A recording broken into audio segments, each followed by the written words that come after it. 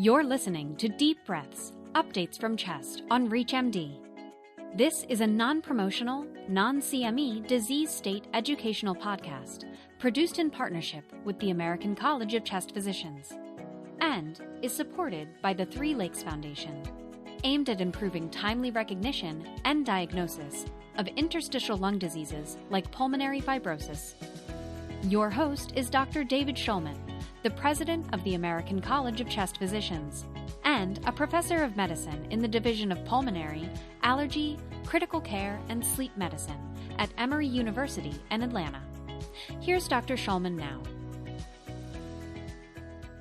Affecting around 400,000 people in the United States, interstitial lung diseases, or ILDs as we'll be referring to them today, are a group of respiratory disorders that cause lung inflammation and may cause permanent scarring.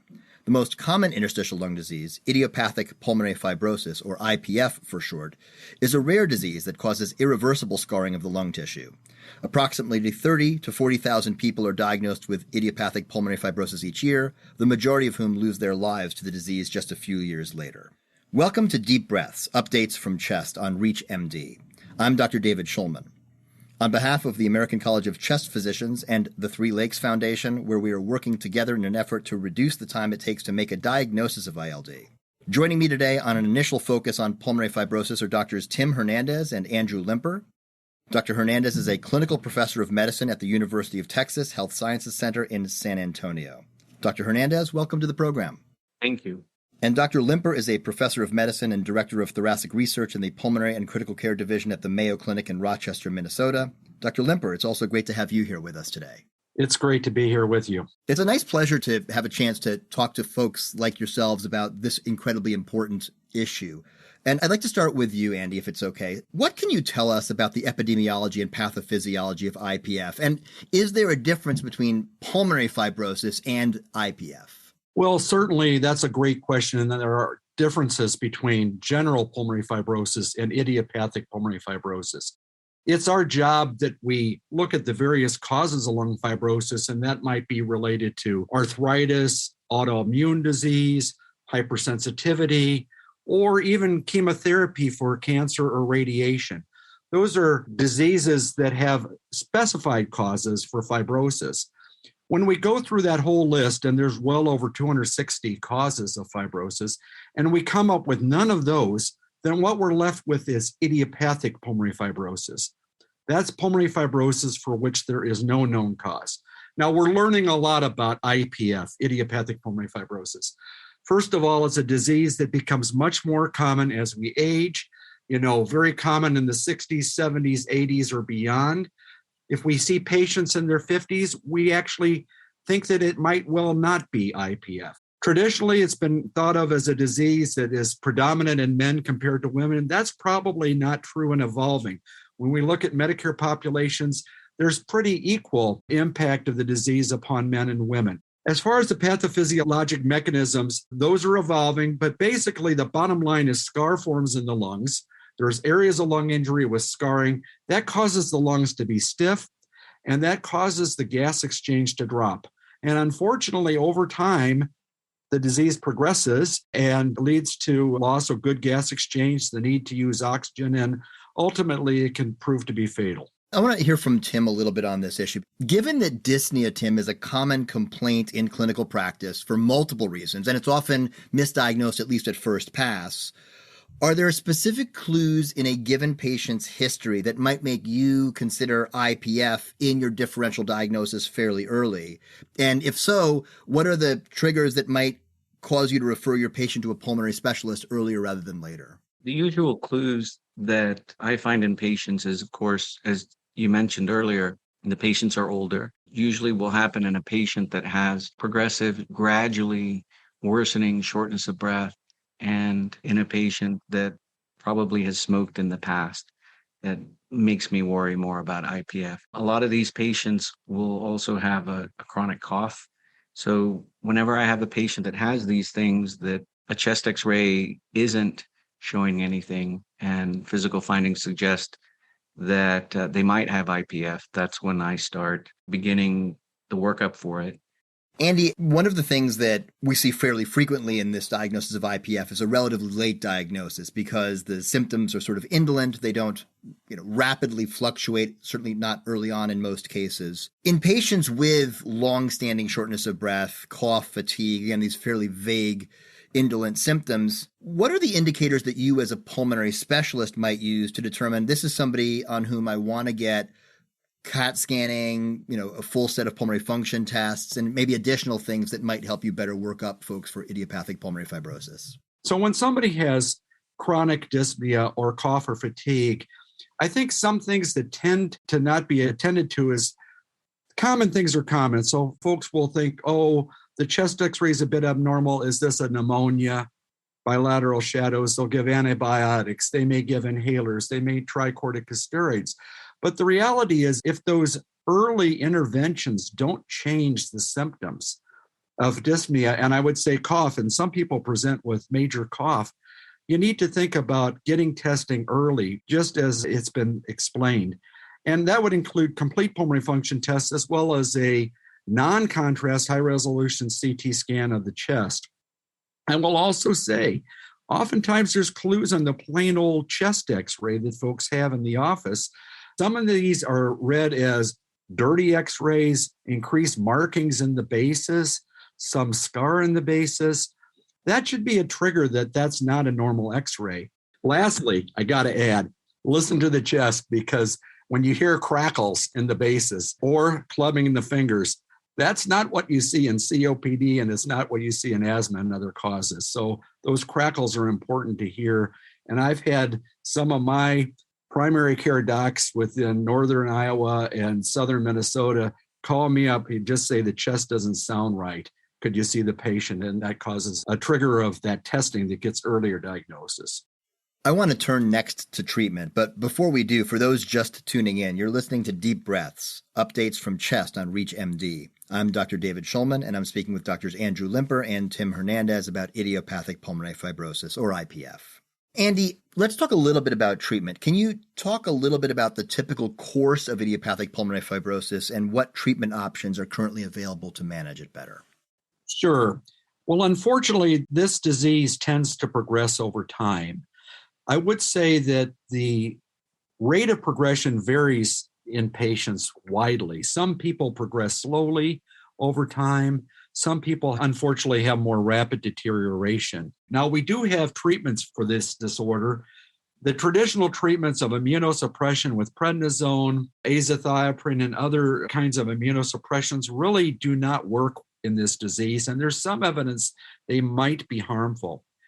Over the last 4 or 5 years, we've had antifibrotic agents, pirfenidone and nintedanib. These agents slow the course of the fibrosis in the average patient over time.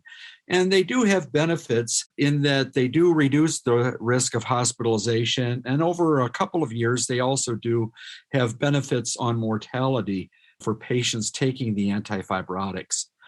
I believe that it's important to consider the antifibrotics in most patients, but there's also a whole comprehensive treatment that needs to be considered.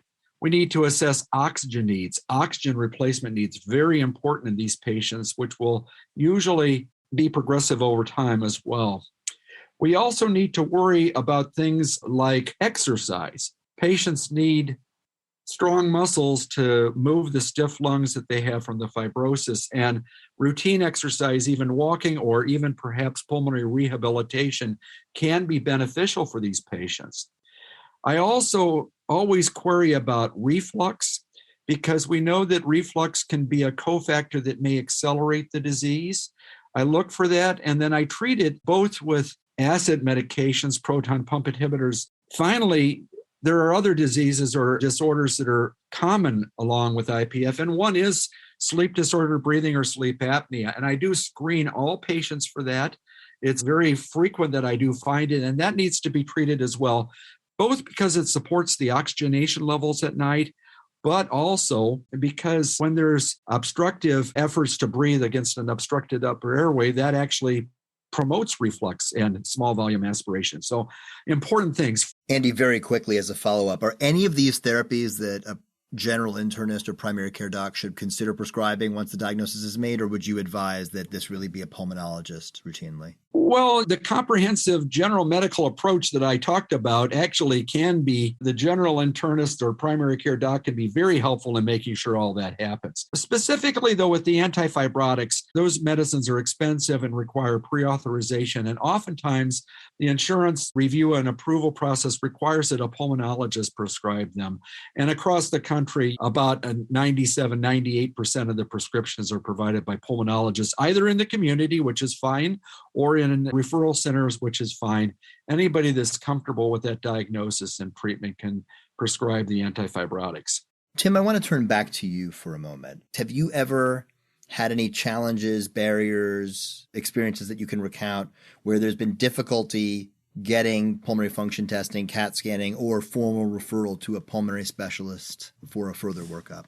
I've been fortunate that I don't run into those barriers, but I can imagine that there would be certain circumstances where a primary care physician, internal medicine, or family practitioner, or one of the APPs would have trouble obtaining pulmonary function tests or a high resolution CT.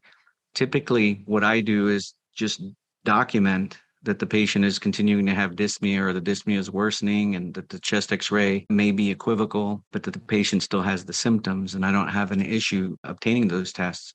However, I can imagine in some settings, people in their clinics might have simple spirometry and things that may sort of point the direction that something's going wrong. But I still think that complete pulmonary function testing is needed to help verify the exact diagnosis that's occurring. And with regard to referral to a pulmonologist, the way I overcome that obstacle is I try to diagnose the patient ahead of time and not just send the pulmonologist a patient that has a cough or shortness of breath without some kind of a workup. And then I like to be collaborative with my specialists and subspecialists or super specialists and speak to them directly, because I think that's the most important thing. Whether you're in the hospital or in the clinic primarily, I think you need to talk to your colleagues, because in modern medicine, there's a great disconnect between physicians that are in the hospital and those that are in the clinic. And I think our patients suffer because of it. We're going to wrap up here, but I'd like maybe one more comment from each of you on the topic of collaborative care. Can you speak a little bit to the role of collaborative care in the early detection and rapid administration of treatment of IPF? Andy, I'll start with you, and then I'll throw to Tim for the last word. Yeah, I think that getting at this diagnosis and the appropriate treatment early is going to take a team. And at least working in a tertiary referral center as somebody that specializes in pulmonary fibrosis, I want to keep those patients working with their primary care docs and their local pulmonologist. And I'm here as a resource to help with the care and also to provide things that cannot be provided locally, such as access to clinical trials. The antifibrotics do not cure this disease.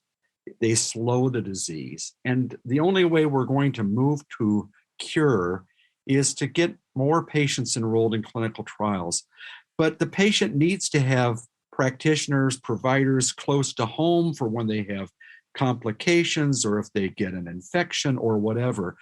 And we can communicate so well. Many electronic records are connected. We're connected with all of the referral docs that are in this neck of the woods. And I can see the notes from the primary care offices, the local pulmonologist offices, test results, and always just pick up the phone or email or message. So it is going to take a team approach to both get at an earlier diagnosis, but also manage these patients. Thanks. Tim, any closing thoughts? I'd like to underscore those thoughts and say that I agree. Many of us, especially maybe even our younger colleagues, will like to rely on the electronic record for communication or maybe an email.